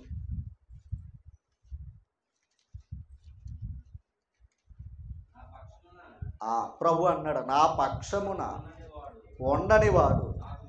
ఏంటో ఆ మాట అర్థం. నా పక్షమున ఉండని వాడు నాకెవరు? విరోధి. అంటే ప్రభు పక్షాన ఏమై ఉండాలి? ప్రభు పక్షాన ఏమై ఉండాలి? ఉండాలి. ఎందుకు ప్రభు పక్షాన ఉండటం ఏంటి? ఫిలిప్పీ పత్రిక సువార్త పక్షమున అనే మాట వాడతాడు కదా, ఫిలిప్పీ పత్రిక తీసారా? తీసారా?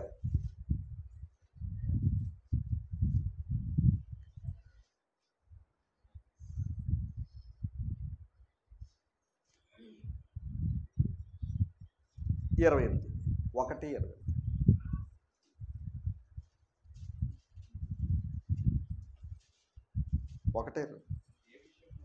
ఏ విషయంలోను అది ఇందాకన్నా మాట గుర్తుపెట్టుకోండి. మీరు ఎవరికి భయపడొద్దు. మీ ఆయన పక్షాన ప్రభు కుడి చేతి బాహువే ఏళ్తుందనే మాట ఇందా చదువుకున్నాం మనం ఇక్కడ.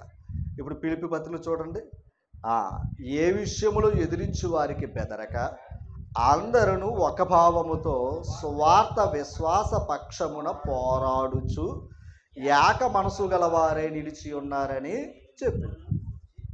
ఒక మాట. ఇప్పుడు ఇందాక అనుకున్నావు, బేదలకే ఏం చూపించకూడదు అన్నాడు, అంతేనా? వాక్యం లేని బేదలు లేరా లోకంలో? ఇప్పుడు మనం అందరం ఎవరు? వాక్యంలో ఉన్న ధనవంతులు. ఇప్పుడు వాక్యం లేని వారు మన దైవ దృష్టిలో, వాక్యం దృష్టిలో వాళ్ళు ఏమై ఉన్నారు?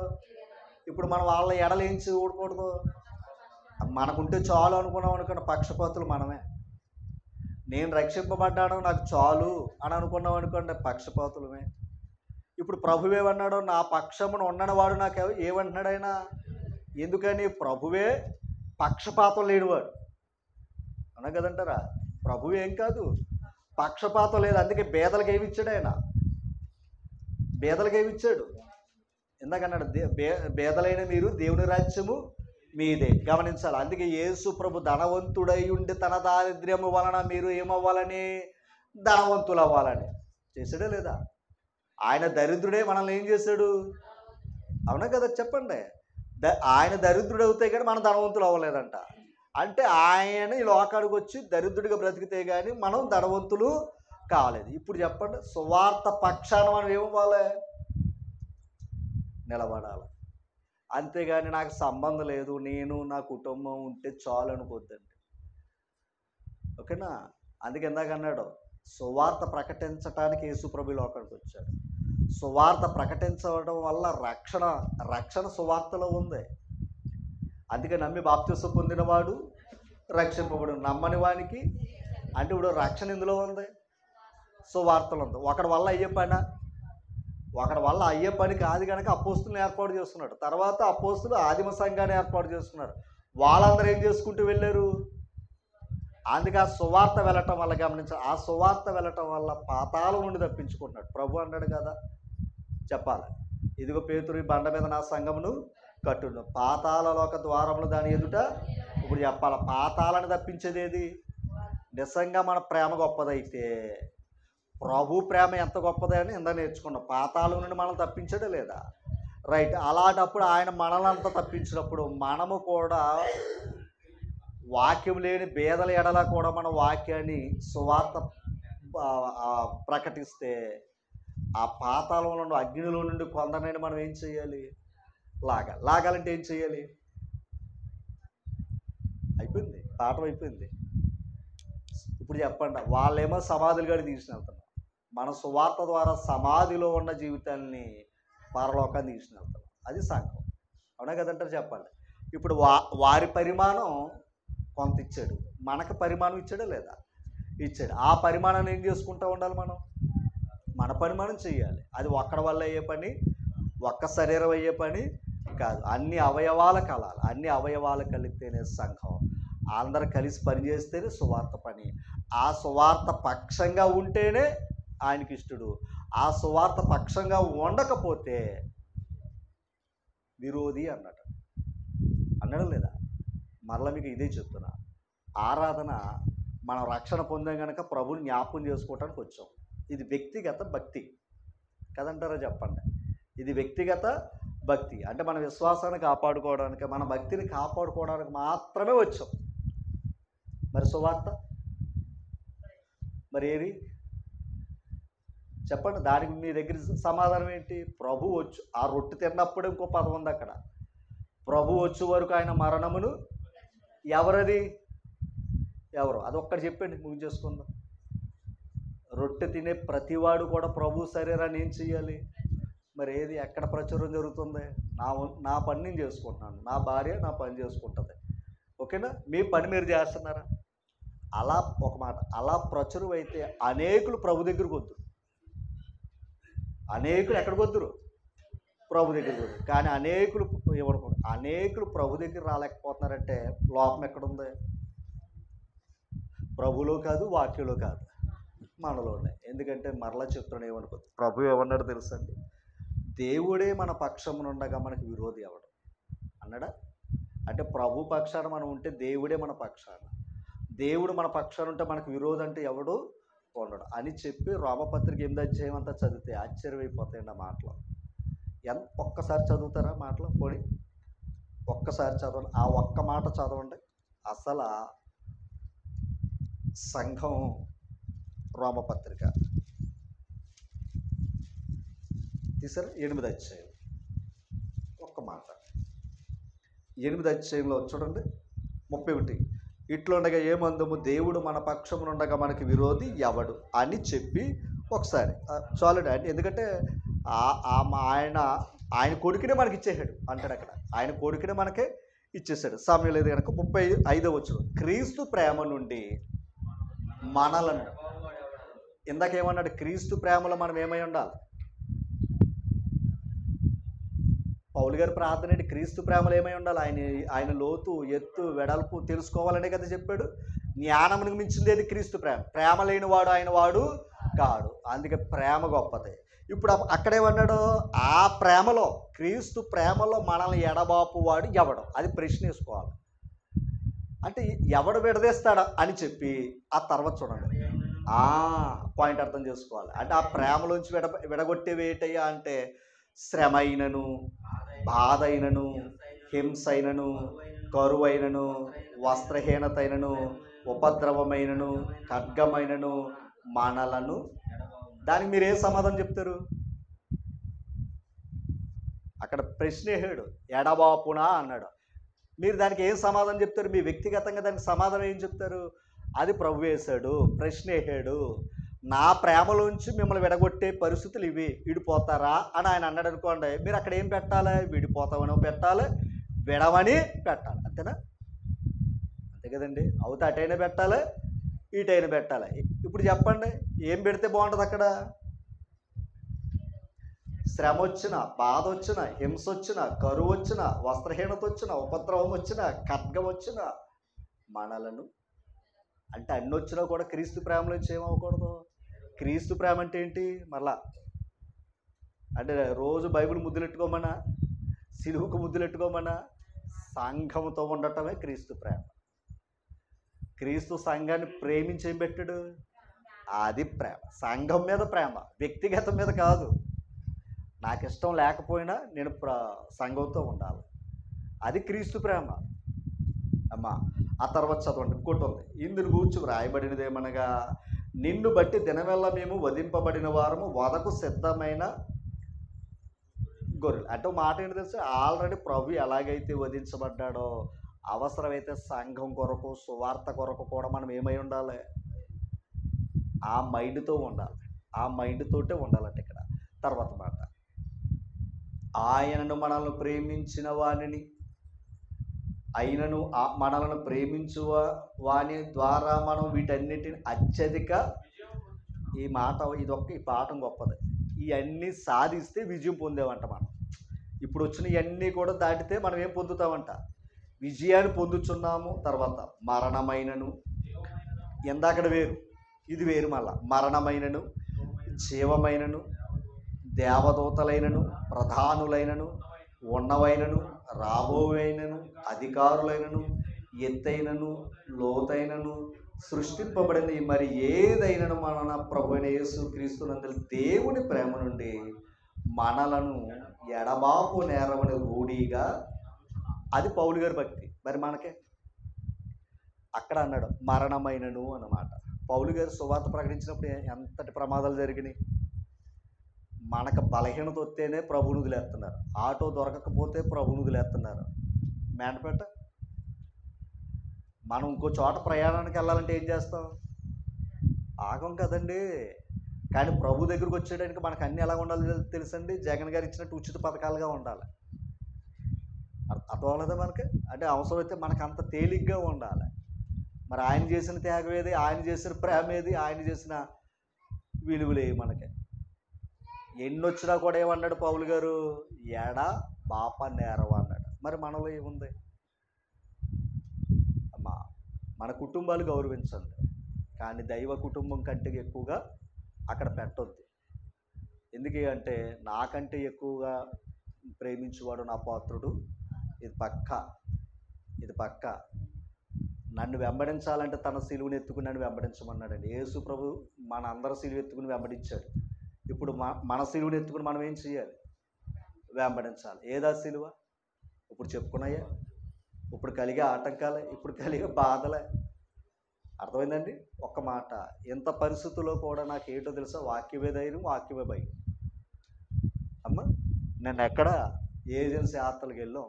అక్కడ ఒక కార్యక్రమం, దేవుని కార్యక్రమం ఉంటే అక్కడికి వెళ్ళాం. ఏజెన్సీ యాత్ర వెళ్ళాలా అంటే ప్రశ్న. వెళ్ళకూడదని కూడా దానికి సమాధానం చెప్పుకోవచ్చు. కానీ వెళ్ళటం వల్ల సహవాసం, ప్రేమ. ఓకేనండి? పరిశుద్ధులు అందరి ఎడల ఏమై ఉండాలి? ప్రేమ కలిగి. ఇది మర్చిపోద్దు. మనవారిని ప్రేమిందాం, కుటుంబాలు ప్రేమిందాం, గౌరవిందాం. కానీ సంఘం ఎప్పుడు కూడా ఆయన స్వరక్తం ఇచ్చి సంపాదించిన సంఘం. మళ్ళీ చెప్తున్నాను, సంఘం అంటే ఆయన రక్తం, ఆయన బంధం, ఆయన ప్రేమ. అది ఎక్కడున్నా సరే మనం వాటి విలువ మనం ఎత్తాం. ఓకేనా? ఏమర్థమైంది? ఇక ముగించేసుకుందాం. సమాధులు లోకంలో ఉన్నాయి, కానీ మనం ఎలా కనబడుతున్నాం ప్రభుకి? లోకముందు మీరు జ్యోతుల వలె కనబడుతున్నారు. అది మనకిచ్చిన భాగ్యం. ఏది పట్టుకుంటే? జీవవాక్యములు చేత పట్టుకున్న వాడు ఎలా కనబడుతున్నాడంట? జ్యోతుల వాళ్ళే. సమాధులోకి వెళ్తున్నారు వాళ్ళు, ఎందుకంటే వాక్యం లేదు కనుక.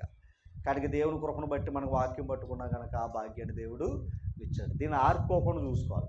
ఆత్మను ఆర్పడి, విశ్వాసాన్ని అబద్ధబాధ వచ్చి మనం దాడి చేస్తే అవ్వచ్చు, కానీ మనం కూడా ఏమనిపిస్తుంది అంటే మన జీవితాల్లో కూడా ఇది జరిగిద్దా అని సందేహం వచ్చిందంటే మనలో కూడా అవిశ్వాసం అనేది వెంటబడి. దేవుడు తగిన సమయం అందు ప్రతి వారిని హెచ్చిస్తాడు కనుక మరొకసారి వారి పరిమాణం వారికి ఇచ్చాడు. మన పరిమాణాన్ని బట్టి మనం కూడా ముందు కొనసాగించాలని కోరుతూ, ఎక్కడ దేవుని యొక్క కార్యాలు జరుగుతున్నాయో అక్కడికి వెళ్ళటమే సువార్త. ఆ కుటుంబం ద్వారా మరొకరు ఎవరైనా అక్కడికి వస్తారేమో, లేదా మిమ్మల్ని బట్టి మీ స్నేహితులు అక్కడ ఉన్న వాళ్ళు ఎవరైనా వస్తారేమో, అవునంటారు కదంటారా. కనుక అలాగా మన దేవుని యొక్క సువార్తను ప్రకటిస్తే మృతులను కూడా వాళ్ళని మనం ఏం చేస్తున్నామంటే వాక్యం ద్వారా సజీవులుగా చేస్తున్నాం. అది సువార్తలో అవుతాయి. అమ్మ, క్షయతలోంచి అక్షయతలోనికి నడిపిస్తున్నాం, మరణములో నుండి జీవంలోనికి నడిపిస్తున్నాం. కనుక పేదల ఎడల పక్షపాతం చూపొద్దు. ఓకేనా? కనుక అది ధర్మము కాదు. కనుక మా వాక్యం లేని వారిని కూడా మన వాక్యం తెలియపరిచి నడిపించాలంటే ఒకటే చెప్తున్నా, నేను వెళ్ళి సువార్త చేస్తానని ఆ మైకట్ని వెళ్ళాను అనుకోండి, అక్కడ ఉన్న వాళ్ళకి ఎలాగుంటుంది? అది దేవునికి ఘనత. అందరు కలిస్తే, దేవుని కార్యాలు ఉన్న చోట అందరికీ కలిసి వెళితే అంతేనండి, అది బాధ్యత. ఎక్కడో మన బంధువులు గట్ట ఎవరైనా పిలుస్తుంటే కార్యక్రమాలకు వెళ్తున్నా వెళ్ళొస్తున్నాం, వాళ్ళందరితో ఉన్నాం. ఎందుకంటే ఇక్కడ ఉన్న కుటుంబ బాంధవ్యాలు మనం కాపాడుకుంటున్నాం. మరి అలాగే సంఘ ప్రేమను మనం కాపాడుకోవాలంటే మనం ఉనికిపుచ్చుకోవాలి. ఓకేనా? గ్రూపులు పెట్టుకుంటున్నాం, ఎవరైనా బలహీనలుగా ఉన్నా ఏదైనా ఉన్నా చెప్పుకుంటున్నాం. అది ప్రార్థన చేసేవారు ఉన్నారు, ఎక్కడైనా కార్యక్రమాలు ఉన్నాయా అన్నాం. ఆ కార్యక్రమాలు ఉన్నప్పుడు ఖచ్చితంగా కార్యక్రమాల జోలికి వెళితే అక్కడ కూడా మనకు ఆ ఆశీర్వాదం ఉంటుంది. మరలా మీకు చెప్తున్నానండి, సువార్త ప్రకటించు వారి పాదములు. అంతే. మీ జీవితం బాగుండాలంటే సువార్త. ఆ సువార్త మిమ్మల్ని పరలోకం తీసుకెళ్ళేది. సువార్తను పక్కన పెట్టామంటే మన మీద నేరస్థాపన చేస్తుంది. యోన ఏం చేశాడు? మీ అందరికీ తెలియాలని చెప్పి యోన సువార్తన నినివే పట్టణానికి వెళ్ళి చెప్పమని సువార్తే కదా రక్షించబడ. ఆ సువార్తను ఏం చేశాడు అతను? చేయనని ఎక్కడ ఉన్నాడో దేవుడు వదిలేశాడా? ఎందుకో తెలుసా? ఇతను తెలుసు పని అప్పచెప్పాడు. అలాగే సంఘానికి అప్పచెప్పిన పని ఏంటి అంటే సువార్త ప్రకటించాలి. అది మనం తెలుసుండి చేయలేదు అనుకోండి, దేవుడు ఏం చేయగలడు? నేను వాడలోనే కాదు, వాడ కింద కూడా పెట్టగలడు. సముద్రంలో పెట్టాడు లేదా? అలా ఉంటాయి జీవితాలు. కనుక మనం దేవుని దగ్గర ఖచ్చితంగా ఉంటే ఖచ్చితంగా దేవుడు మనకు ఆ మార్గాలు కూడా ఇస్తాడు. ఇది అందరి బాధ్యత. అందుకే ఇందాక పాట పాడితే పాపం ఒకడే పాడితే అది కరెక్ట్ కాదు. అందరు పాడితే ఎలా ఉంటుంది? ఇప్పుడైతే మైకులు వచ్చిన, ఒకప్పుడు మైకులు లేనప్పుడు ఎలా పాడారు మన వాళ్ళు? అంతే కదండి. అలాగే నలుగురు కలిసి ఆ వాక్యాన్ని చదువుతున్నారు అనుకోండి, అది ఘనత. బయట వారికి కూడా అది వినబడాలి. వారు కూడా మారు మనసు పొందుతారేమో. ఏమో మరి ఏదో వినాలో. లూదియా అంత ఓదా రంగు పొడి అమ్ముకుంటాం. వాక్యం విందా? వ్యాపారం చేసుకుంటూ వాక్యం విందా లేదా? ప్రభు హృదయాన్ని తెరిచాడా లేదా? ఏమో మనం ప్రకటిస్తున్నా ఎవరైనా వింటారేమో. ఓకేనా? అలాగే ఆ కొర్నేలి తన బంధువులందరినీ పిలిచి అక్కడ సువార్త వినిపించాడు. లూదియా మా ఇంటికి రండి అంది. వెళ్ళారు, అక్కడ రక్షణ పొందారు. చెరసాల నాయకుడు తన ఇంటికి తీసుకుని వెళ్ళాడు. అక్కడ ఉన్న వారు కూడా ఏమయ్యారు? రక్షణ పొందారు. అంటే మనం పని చేయలేకపోతున్నాం. కానీ రేపొద్దున్న ఆ ఆత్మల ఘోష ఉంటుంది, అది మంచిది కాదు అమ్మా. ఒక భేదవాడిని కనబడుతున్నప్పుడు ఆడి భోజనం పెట్టకపోతే నీ మనస్సాక్షిని ఎలాగైతే గద్దిస్తుందో, అలాగే వాక్యం లేనివాడు వెళ్ళిపోతూ ఉన్నాడు అనుకోండి, ఆడికి వాక్యం చెప్పకపోతే దేవుని యొక్క వాక్యం అనే మన మనస్సాక్షిని కూడా గద్దిస్తూ ఉంటుంది. కనుక ఇది ఒక్కరి వల్ల అయ్యే పని మాత్రం కాదు. మనమందరం కూడా దేవుని పనికి ముందు సహకారులుగా పోతాం. ఓకేనా? రైట్. ప్రార్థన చేసుకుని ఈ కార్యక్రమం ఘనమైన తండ్రి సర్వోన్నతుడు, ఎంతవరకు కృప చూపి చెప్పబడిన పాఠాన్ని ఈరోజు మాకు నేర్పించినందుకు స్తోత్రాలు. దుష్టుడు ఈ మాటలు గలిబిలి చేయకుండా నాయన మీ కుమారుడు చేసిన త్యాగమును మీ జ్ఞాపకం చేసుకుంటూ, నాయన మా కొరకు ఆయన చేసిన త్యాగమును అనేకులకు ప్రచురం చేసేవారుగా, అనేకులను మరణంలో ఉండి పాతాళముల నుండి నాయన మరి తన్ని మేము తప్పించేవారుగా మీరు మాకు ఇచ్చిన వాక్యం ద్వారా నాయన సంఘానికి అప్పగించిన ఆ సువార్త పనుల ముందు కొనసాగే భాగ్యాలు మాకు ప్రసాదించమని, స్థానిక సంఘాన్ని మీ ప్రేమలో పరిశుద్ధులందరి ఎడలకు నాయన మరి ప్రతి వారిని కూడా ప్రేమలో తొలగిపోకుండా కాపాడమని యేసుక్రీస్తు వారి అతి శ్రేష్టమైన నామమున ప్రార్థించి వేడుకొనుచున్నాం మా ప్రిపర్లో.